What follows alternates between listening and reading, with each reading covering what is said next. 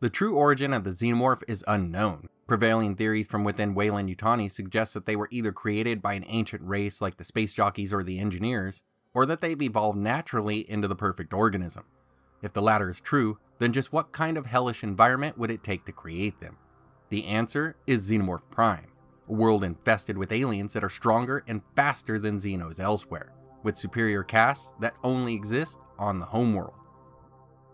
It is the birthplace of demons, yet here there are no raging fires, no stench of brimstone, no rivers of blood, or wailing of tortured souls. A quote from Alien's Genocide. But its novelization ups the ante in its prologue, saying, "The planet was not hell. It just looked and smelled and tasted like it, according to the Marines who had come there and raped it. Its denizens were not demons, they were something worse." There have been a number of expeditions for various reasons to the planet, a world which would go by many different names. The first volume of the Dark Horse comics would see Newton Hicks, who are later renamed to Billy and Wilkes, as they visit what is only called the Alien Homeworld to retrieve xenomorph specimens. In Volume 3, Earth War, later called Female War, Ellen Ripley joins Billy and Wilkes on a return trip to the planet to capture the Queen Mother, so that she can be used as bait on Earth, drawing most of her alien children to her, so that they can be blown up in a massive explosion.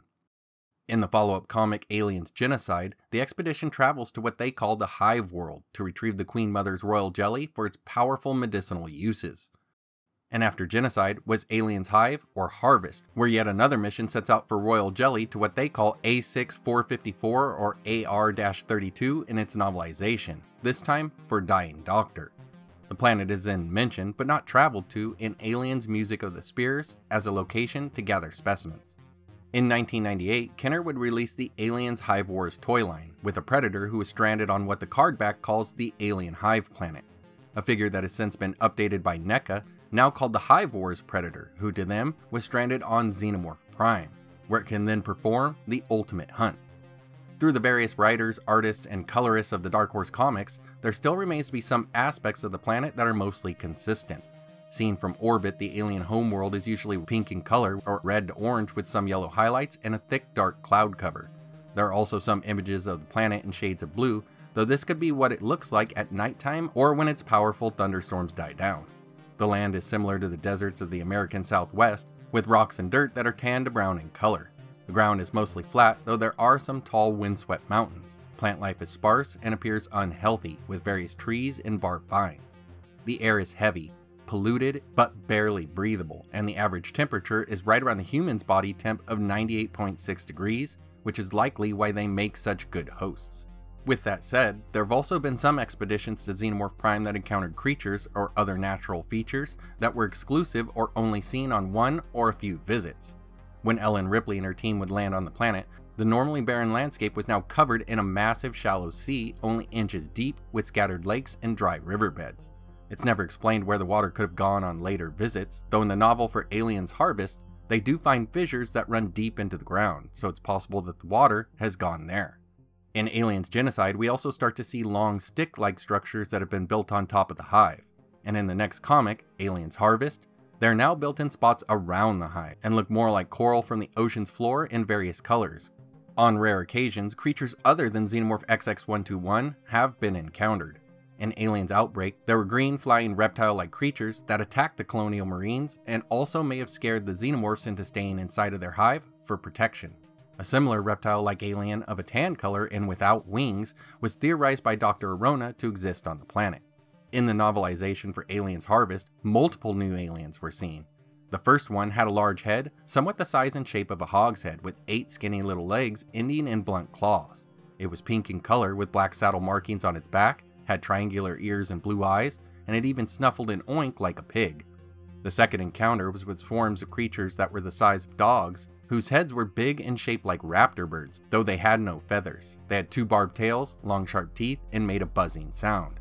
And right behind them was another wave, smaller than the last and shaped like woodchucks. Alien woodchucks that were lime green with bluish features, with mustaches like walruses that made a booming sound as they walked. I should also mention that cows have been found here as well, but they obviously weren't native and were brought by Bionational as hosts for the xenomorphs. Strangely enough, we never see any bipedal hosts for the aliens outside of the ones from Dr. Arona's theory of alien propagation, In fact, none of the other creatures that I just mentioned are bipedal. So either we don't see them, perhaps they are bred and held captive in the hives, and they are why the Xenos here stand on 2 legs, or it could be that the Xenomorphs on the Homeworld will always have a bipedal stance, regardless of the host, like the queens, who always keep their pure form. To be fair though, the real answer is that the runner Alien wouldn't be introduced in Alien 3 until 1992, and Alien's Hive was the only comic here on the list to come out after the film. As deadly as Xenomorph XX121 is, here on the Homeworld, they are stronger and faster than those encountered off-planet. The Female Ward's novel notes that the gravity here is higher than Earth's by 0.5 g, making it hard to move in for outsiders, giving the creatures an advantage. But these raised abilities could also be from some unknown source on the planet, or from the Queen Mother and her potent royal jelly. On top of that, there are rare new Xenomorph casts that have only been found on the Hiveworld. There are the red Xenomorph offshoots that were seen in Genocide, who may actually be of a similar color to the original strain of Alien, and are only colored this way to help the reader tell the 2 opposing factions apart, with the comics editor stating in an issue's bug hunt section that they may simply smell different. The Homeworld is also the only known place to find a Queen Mother Xenomorph, the top of the alien's chain of command, larger than an empress with tendrils coming off the top and bottom of her head. In larger hives, Praetorians will guard their queens, but with the Queen Mother, she has her own royal guard. Massive, powerful drone-like aliens that are later called Palatines. The young Queen Mothers are raised in huge ovomorph-like egg sacs that are surrounded by 5 more smaller sacs, yet still much larger than an ovomorph, that contain her royal guard. In Female Ward, the structure is found in shallow water out in the open, though in later expeditions, it's seen inside one of the hives. The hives found here on the Homeworld are often taller than the mountain ranges around them, and they resemble H.R. Giger's unused egg silo concept, except for the red variant nest, which seemed normal on the inside, but on its outside was odd and misshapen. In the Harvest novelization, the hive of the Queen Mother is said to be much larger than a standard hive on the Hiveworld, leading to speculation that its increased size may be influenced by the danger from other creatures causing them to join up for safety. Although it could also have something to do with the humans that keep showing up to rob the place of its royal jelly, only to then nuke the site from orbit. The Alien role-playing game would also have a section on a planet that it calls G-435 or Achilles 2.4, a Xenomorph XX121 Hiveworld that is overrun by the creatures. However, in the RPG, the planet is not the actual home for the aliens, though they have definitely made it their own, and have likely arrived there via international seeding, an experiment gone amok, or just by way of a crashed starship. An idea echoed in the Harvest novelization where they don't believe that it's the true alien homeworld, that they didn't evolve there and instead came from some other unknown place. The Homeworld is also teased as a future destination at the end of 2010's AVP video game. For the Predator ending, the Predator known as Dark would set out for the planet after killing the abomination, a Predalien.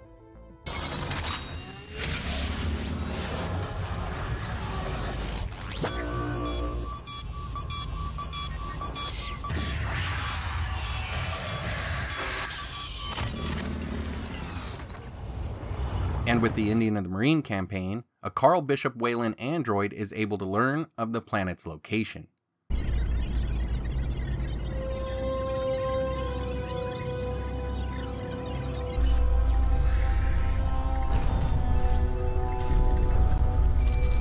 This has been a high-cost operation. Let us hope my predecessor's faith in it was justified. It's everything we'd hoped.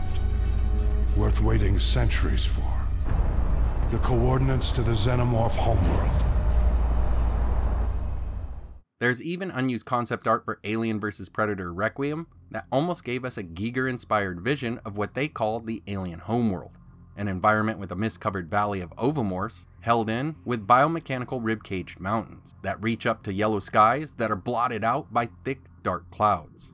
The lack of aliens or any hive in the image shows off a dominance that to me brings to mind a world that has no other life forms left. Just queens and their brood in stasis, with ovomorphs as far as can be seen, a ticking time bomb waiting to be traveled to. And technically, Alien Covenant was originally made with the idea that David had created the Xenomorph, so in a way, Planet 4 was almost an official version of Xenomorph Prime. But the studio cancelled any sequels to Covenant, and now the alien that David was trying to recreate is known as a Praetomorph. So I guess Planet 4 could be known as Praetomorph Prime. Thanks for watching, guys. Take care, and I hope to see you next time.